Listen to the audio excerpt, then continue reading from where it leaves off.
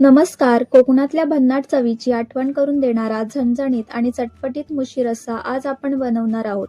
मुशी या माशामध्ये उष्णता असते आणि उग्रवास असतो. तो कसा कमी करायचा हे या व्हिडिओमध्ये मी सांगितलेले आहे. सर्वात आधी मुशी साफ करून आणायची, कारण ती चिवट असते. 3 ते 4 वेळा स्वच्छ पाण्याने धुवून घ्यायची. स्वच्छ धुतलेल्या तुकड्यांना हिंग आणि हळद लावून 15 मिनिटं बाजूला ठेवायची. यामुळे मुशीचा उग्रवास निघून जातो आणि चव छान लागते. आता बनवूया मुशीसाठी लागणारा मसाला. एका मिक्सरच्या भांड्यात 1 वाटी ओलं खोबरं घ्यायचं. नारळ मुशीतली उष्णता कमी करते. त्यानंतर 1 हिरवी मिरची आणि थोडीशी कोथिंबीर घ्यायची. अगदी थोडंसं पाणी घालून दाटसर पेस्ट बनवून वाटून घ्यायची. आता फोडणी तयार करण्यासाठी गॅसवर एका पातेल्यात 2 चमचे तेल ओतायचं. तेल गरम झाल्यानंतर त्यामध्ये 5 ते 6 पाकळ्या ठेचलेला लसूण घालायचा.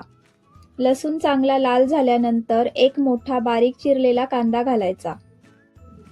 चांगला गुलाबी होईपर्यंत कांदा परतायचा.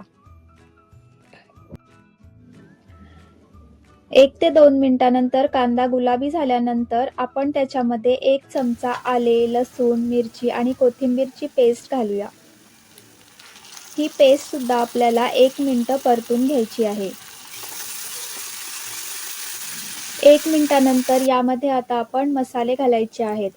त्यासाठी मी इथे अर्धा चमचा हळद घेतलेली आहे. 2 चमचे लाल तिखट मसाला, हा घरचा मसाला आहे. त्यानंतर 1 चमचा गरम मसाला आणि 1 चमचा धना पावडर घेतलेला आहे. त्यानंतर पाव चमचा हिंग घालत आहे. हे मसाले सुद्धा 1 मिनिट तेल सुटेपर्यंत परतून घ्यायचे. आता आपण यामध्ये आपण तयार केलेलं वाटण घालणार आहोत. या वाटणामुळेच तर मुशीच्या रश्शाला छान चव येते. हे वाटण सुद्धा 2 ते 3 मिनिटं चांगलं परतून घ्यायचं आहे आणि तेल सुटेपर्यंत परतायचं आहे. 3 मिनिटांनंतर तुम्ही बघू शकता या वाटणाचा कलर आता चेंज झालेला आहे. आता यामध्ये आपण पाणी ऍड करणार आहोत.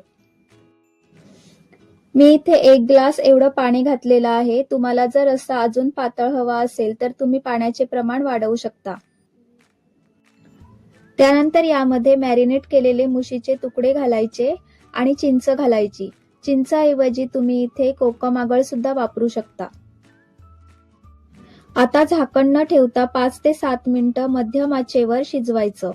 मुशी लवकर शिजते, त्यामुळे जास्त वेळ लागत नाही.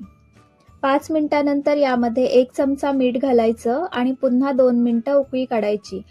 वरून बारीक चिरलेली कोथिंबीर घालून गॅस बंद करायचा.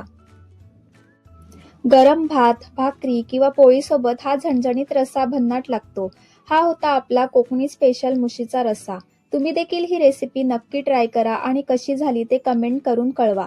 रेसिपी आवडली असेल तर लाईक करा, शेअर करा आणि चॅनलला सबस्क्राईब करायला विसरू नका.